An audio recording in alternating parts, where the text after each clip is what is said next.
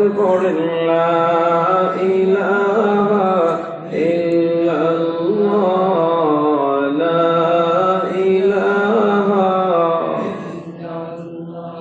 तेरे सिवा महबूब हकीकी कोई नहीं है, कोई नहीं तेरे सिवा मौजूद हकीकी कोई नहीं है, कोई नहीं तेरे सिवा मक़सूद हकीकी कोई नहीं है, कोई नहीं।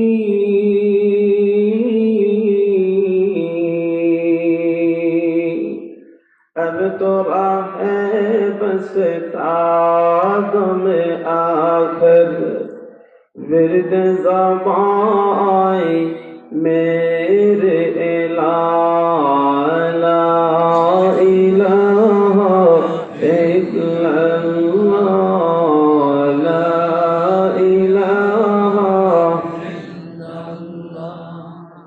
ला इलाहा इल्लल्लाह मुहम्मदुर রাসূলুল্লাহ।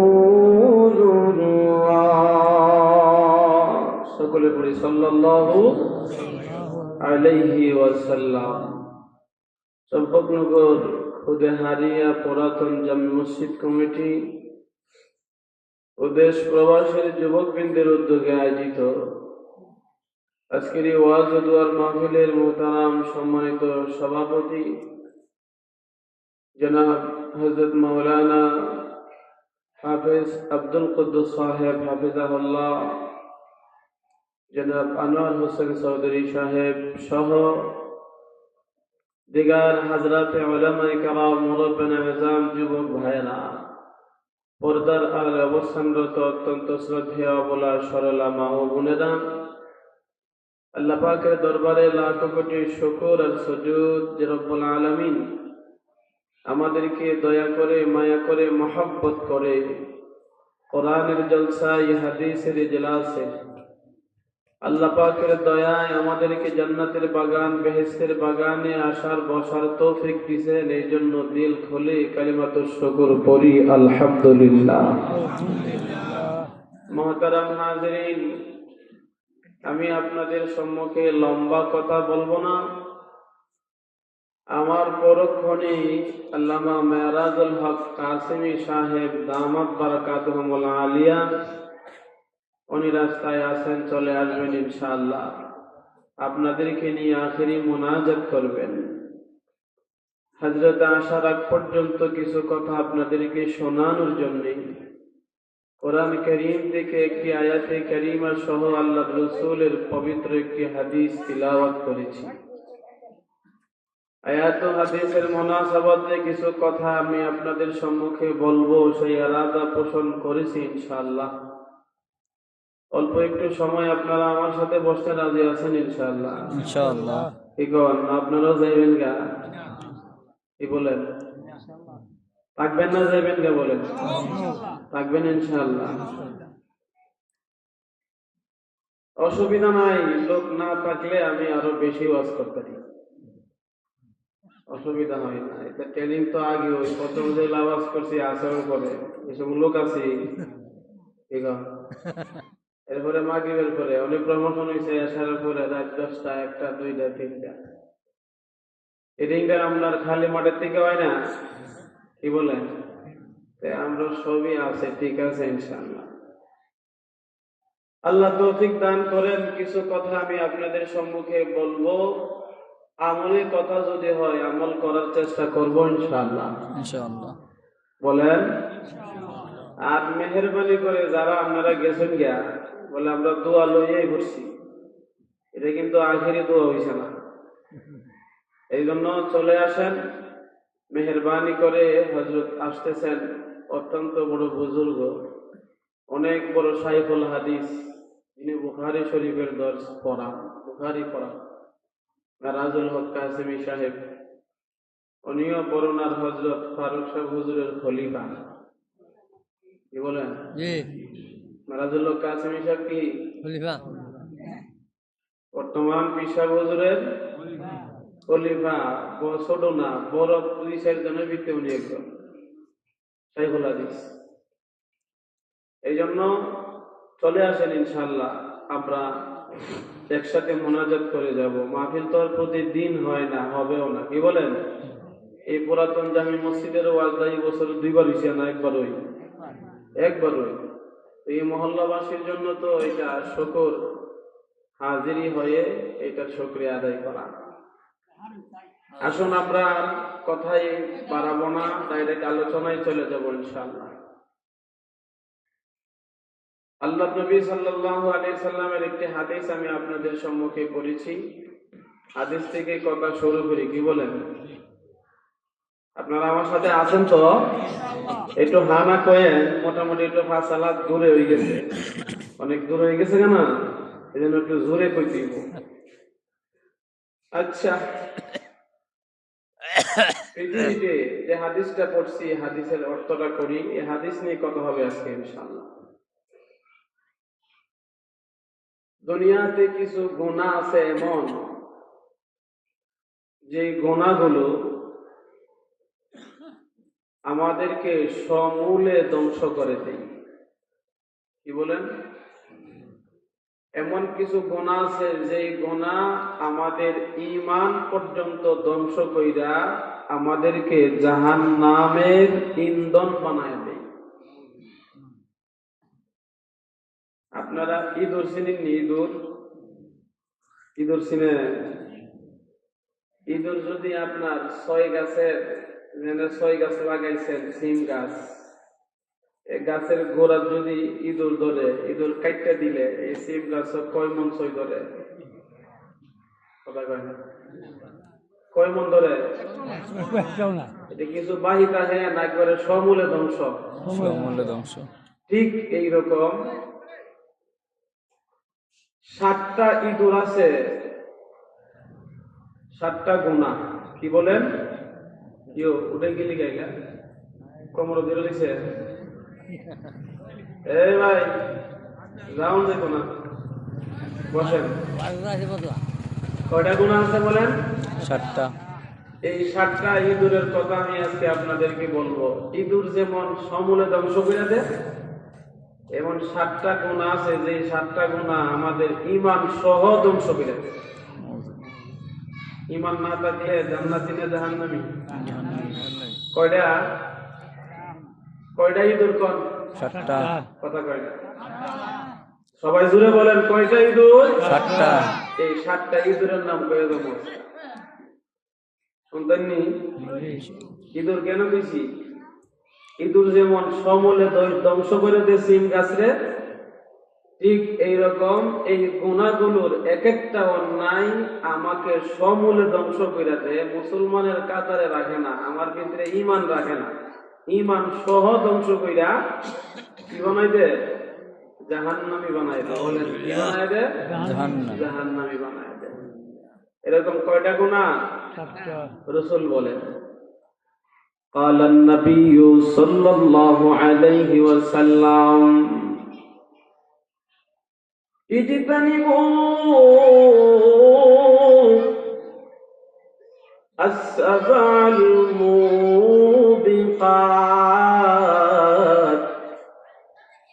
يعني المهلكات। হাদিসের ব্যাখ্যা করেছেন, মুবিকাত এর অর্থ হলো মুহলিকাত। এমন 7টা অন্যায়, যেই 7টা অন্যায় আমার ভিতর থেকে ঈমান পর্যন্ত কেড়ে নিয়ে যায়, ঈমান পর্যন্ত আমার ভিতর থেকে নিয়ে যায়, ঈমানের লেশও থাকে না। বলেন, এমন ইঁদুর কয়টা আছে? শুনতেননি নাকি? তা কষ্ট লাগতেছে? 1 নাম্বার শুরু করে দিছি কিন্তু। কয় নাম্বার? 1 নাম্বার, আশরিকু বিল্লাহ,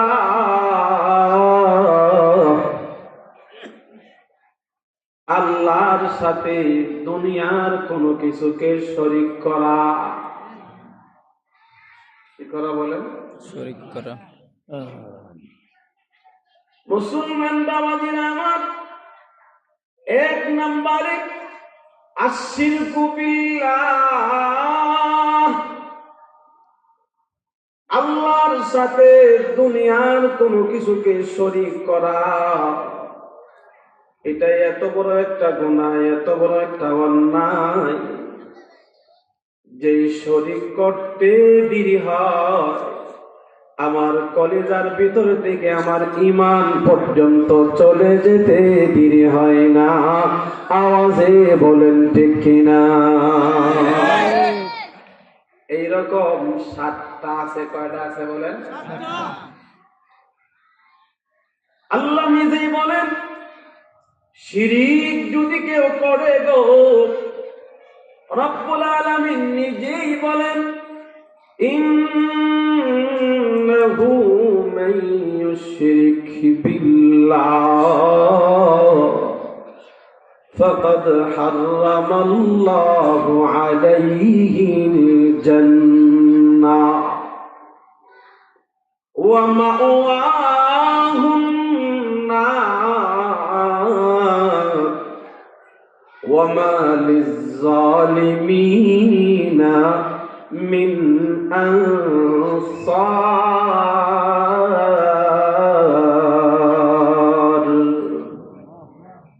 রব্বুল আলামিন বলেন, এ শোনো, 1 নাম্বারই দূর, যেই দূর তোমার কলিজার ভিতর থেকে ঈমানের গুড়া কেটে দিবে, ওই 1 নাম্বারই দূরের নাম হলো শিরিক। শিরিকের রেজাল্ট আল্লাহ নিজেই বর্ণনা করতেছেন, হারামাল্লাহু আলাইহিল জান্নাহ। শিরিক এমন একটা অন্যায়, যে অন্যায় করার সাথে সাথে তার উপর জান্নাত হারাম হয়ে যায়, তার ঠিকানা জাহান্নাম হয়ে যায়। আল্লাহ বলেন, শিরিকারী ব্যক্তি হাসরের ময়দানে চিৎকার করবে আর দৌড়াবে। রব নিজেই বলে দিয়েছেন, ওয়া মা লিয-যালিমিনা মিন আনসার। চিৎকার করলে কি হবে? হাসরের ময়দানে তার পক্ষে কোনো সহযোগী পাইবে না। একজন মানুষ পাইবে না, তার মাকে পাবে না, বাবাকে পাবে না, যে তার পক্ষে কথা বলবে এমন একটা সহযোগী, সাহায্যকারী হাসরের ময়দানে পাবে না। বলেন বাবা, 1 নাম্বার অন্যায়টার নাম কি? একসাথে বলেন, শিরিক। শিরিক করলে ইমানের কিছু থাকে না, সব শেষ হয়ে যায়। সব শেষ। বলেন, সব শেষ হয়ে যায়। খারাপ লাগতেছে আপনাদের? না। খারাপ লাগলে কইেন। মুসলমান বাবাদের আমার, এই জন্য আল্লাহ রাব্বুল আলামিন বলে, ও দুনিয়ার মানুষেরা শোনো, রব্বুল আলামিন হাসরের ময়দানে কিছু মানুষকে ডাক দিয়া বলবে, আল্লাহর সাথে যখন তারা দেখা করবে, সাক্ষাৎ করবে, আল্লাহ বলবে, তুমি যদি দুনিয়া যতটুকু আছে, মান লাকিয়ানি বিকুরাবিদ দুনিয়া খাতিআ, কেউ যদি দুনিয়ার যতটুকু শূন্যস্থান আছে, এই শূন্যস্থান পরিমাণ গুনাহ লয়া যদি আমি আল্লাহর কাছে দেখা করি, আমি আল্লাহ তাকে মাফ করে দেব। কিন্তু শুনে রাখো, যেই ব্যক্তি লেশ মাত্র সময়ের জন্য আমি আল্লাহর সাথে শিরিক করবে, ওই শিরিককারীকে আমি আল্লাহ ক্ষমা করব না। জোরে বলেন নাউজুবিল্লাহ। এই শিরিক আমাদের ভিতরে আছে না নাই? আছে। শিরিকটা 2 প্রকার। লম্বা কথা বলার সময় নাই, পয়েন্ট কিন্তু 7টা।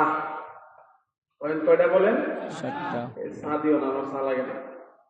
কোয়েল কয়টা কন? ঈদুল কয়টা? সবাই কয়টা দেখছ? জোরে কোন কয়টা? 7টা। তাইলে লম্বা করুন জীবন ক্ষেত্রের ভিতরে 1 ঘন্টা সময়, 11টার সময় তো হুজুরিয়াই করবো, তাহলে আর আধা ঘন্টা আছে। আধা ঘন্টার ভিতরে এই 7টা পয়েন্ট বলে দিতে ঠিক কিনা বলেন? খুব খেয়াল করবেন। 1 নাম্বার হলো শিরিক। এই জন্য বাবা শিরিকটা 2 ভাবে হয়।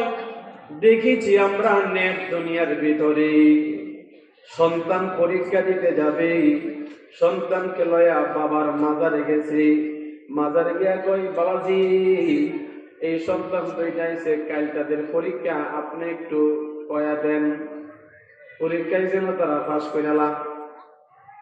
আপনারা কি কন? কইতে পারবো? হ্যাঁ, মুসলমান বাবাজিরা খুব ভালো করে খেয়াল করবেন, ডানে বামে চাইবেন না, সামনে তাকান।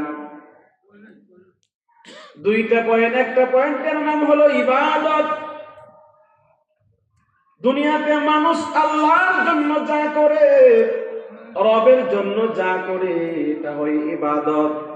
আর আল্লাহ ছাড়া ইবাদত হিসাবে যা করে এটার নাম হয় পূজা। জোরে কম কি হয়? একসাথে বলেন কি হয়? পূজা। মসজিদে গিয়া সেজদা করলে এই সেজদার নাম ইবাদত, মাজারে গিয়া সেজদা করলে এই সেজদার নাম হলো পূজা। মসজিদে গিয়া আল্লাহকে ডাকলে ইবাদত হয়, মাজারে গিয়া বাবাকে ডাকলে পূজা হয়, গাছের সামনে সেজদা করলে গাছ পূজা হয়, ও বাবা মটকার সামনে পূজা করলে মটকা পূজা হয়, বদনার সামনে সেজদা করলে বদনা পূজা হয়, মূর্তির সামনে পূজা করলে সেজদা দিলে মূর্তি পূজা হয়। ঠিক তেমনি বাবার সামনে সেজদা দিলে বাবা পূজা হয়। জোরে বলেন ঠিক কিনা? আমরা যারা বড়না হুজুরের কাছে মরে দিয়েছি, হুজুরের সামনে গিয়ে সেজদা করুন যাইবনি? আপনারা কি বলেন? হুজুর কেন? এ বাবা মদিনায় চলে যাও, মদিনার ভিতরে একটা সুন্দর সবুজ গম্বুজ আছে গো, ওই গম্বুজের নিচে রাহমাতাল লিল আলামিন শুয়ে আছে। বলো তো আমার নবীজির সবুজ গম্বুজের কাছে গিয়া সেজদা করলে সওয়াব হবে না গুনাহ? হয় না? করণ যাইবনি? অনুমতি আছে না? অনুমতি নাই। এই জন্য বাবা আল্লাহ রাব্বুল আলামিন বলেন এই শিরিকটা এমন একটা অন্যায়, যেই শিরিক করতে দেরি আমার কলব থেকে ঈমান বের হইতে দেরি হয় না। বোঝার জন্য ছোট্ট একটা ঘটনা আপনাদেরকে বলি, শিরিকে খফির ব্যাপারে ছোট্ট ঘটনা। পৃথিবী বিখ্যাত একজন আল্লাহর ওলি জুনাইদ বাগদাদী রাহমাতুল্লাহি আলাইহি, অনেকে আমরা জুনাইদ বাগদাদীর নাম শুনেছি। জুনাইদ বাগদাদী একজন আল্লাহর বড় ওলি ছিল। মুসলমান বাবাজিরা আমার, জুনাইদ বাগদাদী রাহমাতুল্লাহি আলাইহি একদিকে যেমন আল্লাহর ওলি, অন্যদিকে উনি বড় একজন আলেম। আল্লাহ রাব্বুল আলামিন তাকে এত ইজ্জত সম্মান দিয়েছে, যমুনার সকলে তাকে পীর বলতে ডাকতো, হুজুর বড় হুজুর বলে ডাকতো বাবা। জুনাইদ বাগদাদী রাহমাতুল্লাহি আলাইহি দুনিয়া থেকে যখন বিদায় হয়ে গেল, কবরের ভিতরে যখন যায়, অল্প কিছুদিন পরে ওই জমানার একজন আধ্যাত্মিক রাহবার আরেকজন আল্লাহর ওলি জুনাইদ বাগদাদীকে রাত্রে বেলায় স্বপ্নে দেখলো। স্বপ্নে দেখে জিজ্ঞাসা করতেছি, রে আল্লাহর ওলি জুনাইদ, আমরা তো আপনাকে অনেক বড় হুজুর, অনেক বড় আলেম হিসেবে জানি, একটা প্রশ্ন আপনাকে করতে চাই, একটু দয়া করে বলবেন নি, কবরে যাওয়ার পরে আল্লাহ আপনার সাথে কেমন ব্যবহার করেছে? একবার জোরে বলেন না সুবহানাল্লাহ। জুনাইদ বাগদাদী রাহমাতুল্লাহি আলাইহি বলে, ও ভাই কবরে যাওয়ার পরে ফেরেশতারা আসছে আমাকে জিজ্ঞাসা করবে, প্রশ্ন করবে। ও মুসলমান বাবাজিরা, আল্লাহ রাব্বুল আলামিন একজন ফেরেশতা আমার কাছে পাঠাইছে, আমাকে বলতেছে, রে জুনাইদ, তোমার জিন্দেগির ভিতরে এমন কোন আমল আছে নি যে আমলটা দিয়ে আজকে তুমি তোমার কবরের আযাব থেকে নিজেকে বাঁচাইতে পারবা? এমন একটা আমল তোমার জিন্দেগির ভিতরে আছে নি যে আমলটা আজকে আল্লাহর কাছে পেশ করবা, আরে আমলটার মাধ্যমে তোমার কবরের আযাব থেকে তোমাকে নিজে বাঁচাইয়া নিবা? হযরতে জুনাইদ বাগদাদী স্বপ্নের যুগে আল্লাহ আদলের সাথে কথা বলতেছেন। জুনাইদ বাগদাদী বলেন, আমি আমার পিছনের সমস্ত আমলের দিকে তাকাইলাম, জিন্দেগির ভিতরে যত আমল করেছি এমন একটা আমল আমার সামনে বাসাইতে পারি না যে আমলটা আমি সামনে লইয়া আল্লাহর কাছে পেশ করে বলবো, আল্লাহ এই আমলটা দিয়া তুমি আমার কবরের জিন্দেগির গুনাহ ক্ষমা করো, আযাব বন্ধ করে দাও।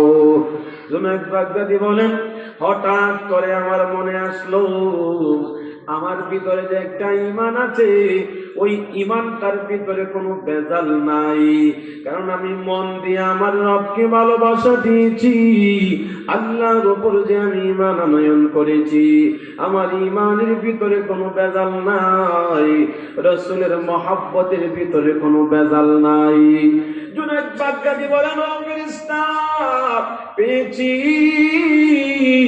জীবনের কোন আমলকে তোমার সামনে বলতে চাই না, আমার আল্লাহকে বলে দাও আমি জুনাইদের কলেজায় যে ঈমানটা আছে ওই ঈমানের বিনিময়ে আল্লাহ যেন আমাকে মাফ করে দেয়। কারণ আমার ঈমানের ভিতরে কোনো খুঁত নাই, আমার ঈমানের ভিতরে কোনো অসুবিধা নাই, আমার ঈমানের ভিতরে কোনো প্রকারের ভেজাল নাই, এটা আমি জানি আমার দিলের রাস্তা। জুনাইদ বাগদাদী নিজের ঈমানটাকে পেশ করতে দেরি হয়, এমনি আল্লাহর পক্ষ থেকে আওয়াজ, উযকুর লাইলাতাল লাবান ইয়া জুনাইদ,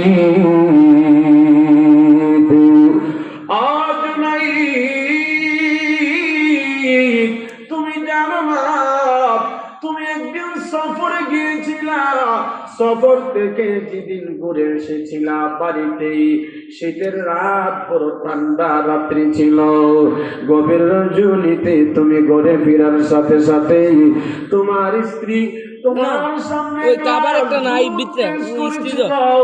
আরে দুধটা শীতের কারণে ঠান্ডা ছিল, এই ঠান্ডা দুধ তুমি পান করে ঘুমাইলা, ঘুম থেকে ওঠার পরে তোমার গলায় কাশি হয়েছিল, উযকুর লাইলাতাল লাবান, একটু চিন্তা করো, ওই দুধের রাত্রিকে একটু খেয়াল করে দেখো, ঠান্ডা দুধ পান করে ঘুমাইলা, ঘুম থেকে উঠে যখন কাশি হয়ে গেল, তোমার অন্তরের সাথে সাথে ঢুকে গিয়েছিল, মনে হয় ঠান্ডা দুধ পান করার কারণে আমার কাশি হয়েছে। এরে জুনাইদ,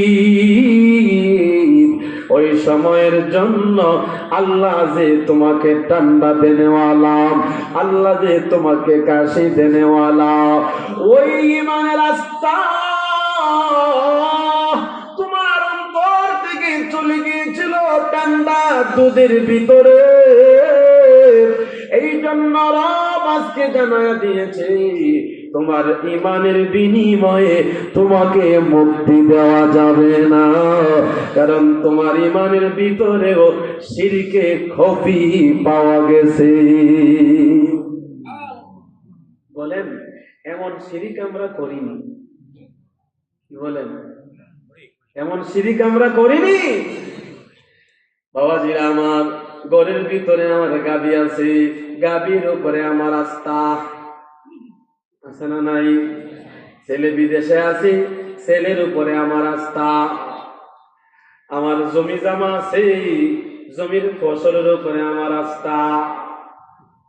আল্লাহ যে আমারে খাওয়াই, এখান থেকে অল্প কিছু ওই জায়গায় চলে গেছে। অথচ রব্বুল আলামিন নিজে বলেন, ইন্নামাল মুমিনুনা আল্লাযীনা ইযা যুকিরাল্লাহু ওয়াজিলাত কুলুবুহুম ওয়া ইযা তুলিয়াত আলাইহিম আয়াতুহু زادتهم إيمانا وعلى ربهم يتوكلون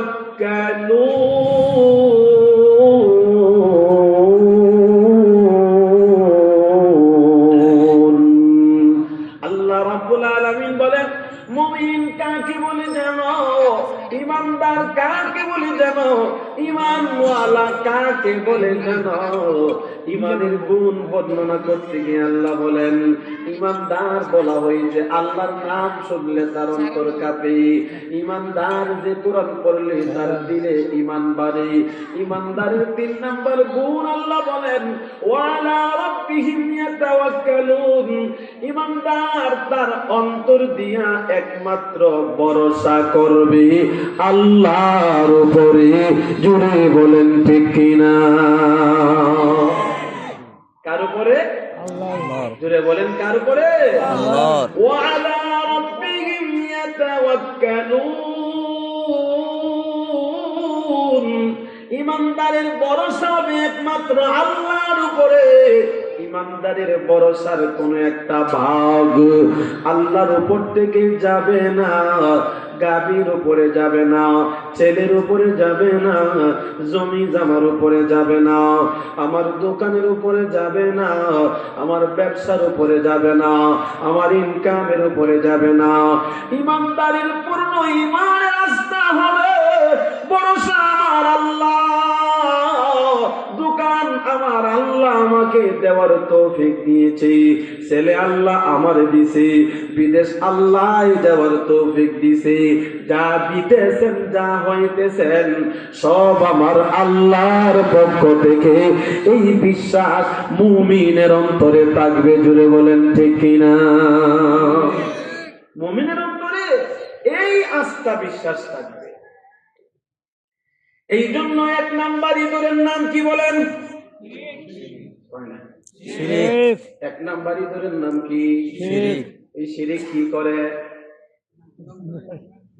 একটু রাখে না সমূলে, সমূলে একটু তাকে না একবারে, জোরে করে না, আরো জোরে, জোরে বলেন। কারণ আল্লাহ নিজে বলেছেন, মাই ইউশরিক বিল্লাহ, আল্লাহর সাথে যারা শিরিক করে, ফাকাদ হারামাল্লাহু আলাইহিল জান্নাহ, আল্লাহ তার উপর জান্নাতটা হারাম করে দিয়েছে। কারণ আল্লাহ জান্নাত কাদের উপরে হারাম করবে? যারা কাফের, যারা কাফের, যারা বেঈমান। জুড়ে বলেন ঠিক কিনা? 1 নাম্বারটা রেখে দিলাম, আসল সামনে আর ঢুকবো না। 2 নাম্বার ইঁদুর কয় নাম্বার? 2 নাম্বার। শুনতেন কয়টা আছে? কথা কয় না, 7টা গেছে। কয়টা? আরো বাকি আছে কয়টা? 6টার ভিতরে 2 নাম্বার। قال النبي صلى الله عليه وسلم الشرك بالله والسحر। 2 নাম্বারটা নবী বলেন জাদু বিদ্যা। কি বিদ্যা? জাদু বিদ্যা। জাদু জাদু জাদু করে নিয়ে কয় না কথা করে। জাদু আসেনি। খুব সহজে ছোট্ট মনে করছেন, জাদুদারে না, ছোট না। ওয়াসসিহরু, যে মুমিন, যে ইমানদার নিজেকে ইমানওয়ালা দাবি করে কালিমা পড়ে মুসলমান হইয়া আরেক ভাইকে জাদু করলো, আরেক ভাইকে জাদু করে তার নষ্ট করে দিল, তার দিলের ভিতরে তার যে অবস্থানটা ছিল তার অবস্থানটাকে নষ্ট করে দিল, তার ব্যবসা নষ্ট করে দিল। লোকটার ভিতরে সুন্দর প্রতিভা, মেধা, ওই মেধাটাকে নষ্ট করে দিল। ও বাবাজিরা, এইরকম কুলাঙ্গার মাঝে মাঝে আছে না নাই? জুড়ে বলেন আছে না নাই? জীবনে যদি জাদুগ্রস্ত না হন বুঝবেন না জাদু কত বড় ভয়ানক। জাদু এমন একটা ভয়ানক জিনিস, এমন ভয়ানক যে আপনাকে একেবারে সমূলে ধ্বংস করে দিবে। এই জন্য আল্লাহ রাব্বুল আলামিন বলেন, শোনো, ওয়ালাকাদ আলিমু, সূরা বাকারার 102 নম্বর আয়াত, ওয়ালাকাদ আলিমু লামান ইশতারাহু মা লাহু ফিল আখিরাতি মিন খালাক। যেই মানুষটা জেনে বুঝে একজন মুসলমানকে জাদু করে তার অবস্থান হারাইয়া দিল, একজন মুসলমানকে নষ্ট করে দিল, একজন আরেক ভাইকে সে ধ্বংস করে দিল।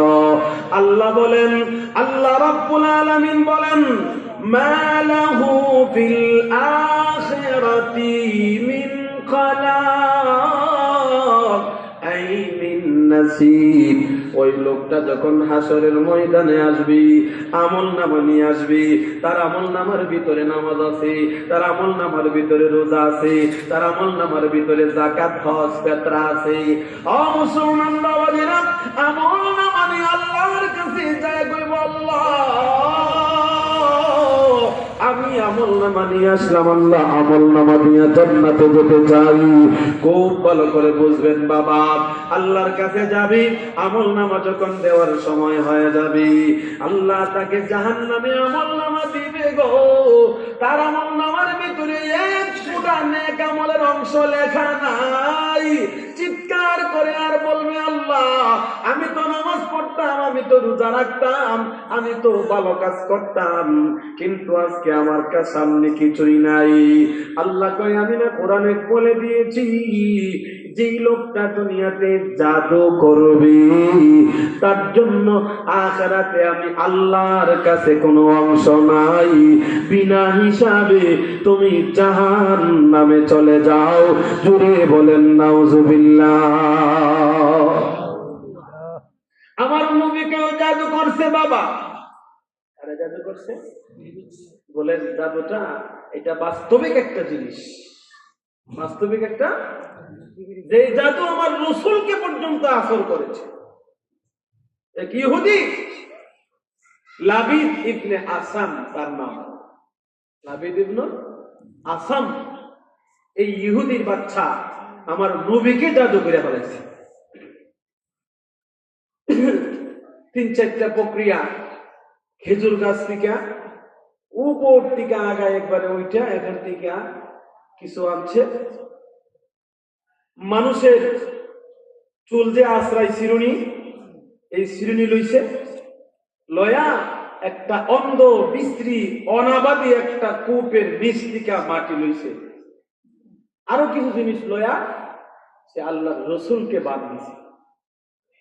নাউজুবিল্লাহ কইতে জোরে কোন নাউজুবিল্লাহ। তাহলে নবীকে যদি জাদু আসর করতে পারে, আসর করতে, আল্লাহর রাসূলকে জাদু করার পরে প্রায় 2 মাস পর্যন্ত, কম বেশি হতে পারে, এই দিনগুলোতে আল্লাহর নবী শুধু ওহী যে কোরআন আসে কোরআনটা মনে থাকে, নবীর হাদিসটা মনে থাকে, কিন্তু দুনিয়াবি কোনো আলোচনা কথাবার্তা রাসূলের মনে থাকে না, একটার ভাগে আরেকটা করে দুনিয়াবি কাজ কারবার।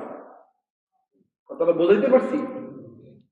কিন্তু আল্লাহর পক্ষ থেকে যে কোরআন আছে, এই কোরআন রেখে করতে পারে না, আসর করতে পারে না। নবী কোরআন ঠিকই বলে, হাদিস ঠিকই বলে, কিন্তু রাসূল যখন ফ্যামিলিদের সাথে মিলতে যায়, দুনিয়ার কাজ কারবার করতে যায়, ব্যক্তিগত কামে যায়, খাবার খেতে যায়, বিবিদের সাথে যায়, বিবিদের ঘরে যায়, তখন রাসূলকে একটু বোঝা যায় যে নবী আগের মতো না, আলাদা হয়ে গেছে, এখানে এটা করার দরকার, আরেকটা কাজ করে ফেলেছে। জাদুবিদ্যাটা, জাদুটা এটা খুবই ভয়ানক একটা জিনিস, ঠিক কিনা বলেন? এই লম্বা সময় পাড়ি দেওয়ার পরে আল্লাহর নবী সাল্লাল্লাহু আলাইহি ওয়াসাল্লাম এক জায়গায় শুয়ে রইল। লম্বা কথাই যায় না, শুধু মূল পয়েন্টটা বলতেছি। দুইজন ফেরেশতা আসছে, একজন নবীর মাথার দিকে, আরেকজন আমার নবীর পায়ের দিকে। আল্লাহ রাসূল ঘুমন্ত অবস্থায়, বলেন তো আমার নবী ঘুমাইলে শুনে কিনা? শুনে কথা কন। শুনে নামাত আইনাহু ওয়া আয়কাযাত কলব। আমার নবী ঘুমায়, নবীর চোখ ঘুমায়, আমার নবীর অন্তর ঘুমায় না। জুড়ে বলেন মারহাবা। আমার রাসূলের কলব সব সময় সজাগ, এটা নবীর মুজিজা। নবীজি ঘুমন্ত অবস্থায় দুইজন ফেরেশতা, একজন মাথার দিকে আরেকজন পায়ের দিকে, দুইজনে একে একজনের সাথে আলোচনা করতেছে আর নবী শুনতেছে। একজন আরেকজনকে বলতেছে, যে শুয়ে রয়েছে মানুষটা সে জাদুগ্রস্ত। কি গ্রস্ত? তারে জাদু করা হইছে। নবী শুনতেছে। এইভাবে জাদু করছে। জাদু যে করছে তার নাম লাবিদ ইবনে আসাম, সেই ইহুদির বাচ্চা। এই জায়গার ভিতরে জাদু করে বান্দা করে এমন একটা কুয়ার নিচে পাথর দিয়া ডাইকা রাখছে। বলতেছে একজন আরেকজনকে, আর শুনতেছে কে? নবীজি। নবী ঘুম থেকে উঠা, আল্লাহর রাসূল যখন ঘুম থেকে উঠলেন, সাথে সাথে জিবরিল আমিনের আগমন। জোরে কোন সুবহানাল্লাহ। জিবরিল আমিন আল্লাহর রাসূলের কাছে দুইটা সূরা নিয়ে অবতীর্ণ হয়েছেন। এক নাম্বার সূরা সূরাতুল ফালাক, দুই নাম্বার সূরাতুন নাস। এই দুইটা সূরা আল্লাহর পক্ষ থেকে নাযিল করে নবীকে বলে দেওয়া হয়েছে, ইয়া রাসূলুল্লাহ, আপনাকে যে শিরোনির ভিতরে বাম দিছে, ওই শিরোনির ভিতরে যে আয়াত, যে গিরোগুলো আছে, এই শিরোনিটা উঠায়া আপনার হাতে নিয়ে আসবেন। ফালাক থেকে একটা আয়াত পড়বেন, একটা গিট্টু খুলে দিবেন, আর একটা আয়াত পড়বেন, আর একটা গিট্টু খুলে দিবেন। সূরা ফালাক শেষ হয়ে গেলে নাস থেকে একটা আয়াত পড়বেন, একটা গিট্টু খুলবেন। এইরকম ভাবে নবী খুলতেছে। সূরা নাস ফালাকের আয়াতও শেষ, গিট্টুও শেষ। সুবহানাল্লাহ। তাইলে জাদু আমার নবীরে আসর করছিনি? জোরে কোন করছিনি? তে আল্লাহ এই জাদু থেকে আল্লাহর নবীকে পরিত্রাণ দেওয়ার জন্য দুইটা সূরা নাযিল করেছেন, সূরা নাস আর ফালাক। এই জন্য বাবাজিরা নাস আর ফালাক সকালে বিকালে পড়বেন, পড়লে আপনার উপরে জাদু আসর করতে পারবে না। জন সুবহানাল্লাহ। মুসলমান বাবাজিরা, আসুন দুই নম্বরে যে কথাটা বলতেছি, যে দুই নাম্বার ইঁদুর আমার আপনাকে সমূলে ধ্বংস করে দেয়, আমার আপনার অন্তরের ভিতরে ঈমান রাখে না, ঈমান ধ্বংস করে দিয়া কাফের বানায়া দেয়। বলে কাফের কেমনে? আল্লাহ কোরআনে বলতেছেন, কোরআনে আল্লাহ নিজে বলে দিয়েছেন, যে লোকটা জাদু করে, জাদুই বিশ্বাসী যারা, জাদুবিদ্যাকে যারা বিশ্বাস করে, সে যদি ঈমানদার হয়, জাদুকে বিশ্বাস করতে দেরি হয়, তার অন্তর থেকে ঈমান দুয়া মুইসা একেবারে পয়সা কমপ্লিট বিদায় হতে একটা সেকেন্ড দেরি হয় না। জুড়ে বলেন নাউজুবিল্লাহ। যে জাদু করে বিশ্বাস করি তো করে, কি বলেন? জুড়ে বলেন ঠিক কিনা? মুসলমান বাবাজিরা আমার, মাশাআল্লাহ, নারায়ে তাকবীর।